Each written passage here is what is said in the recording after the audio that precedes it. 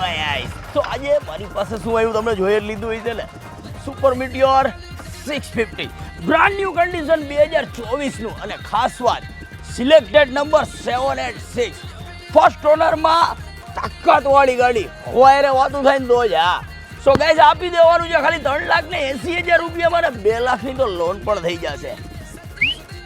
ચાલો ક્યાં આવવાનું? તો મોટા તને એવું લાગે નોરતા ઉપર શું કરવું જોઈએ? અરે આવું જ કરવું જોઈએ, આવું ધડાકા ભડાકા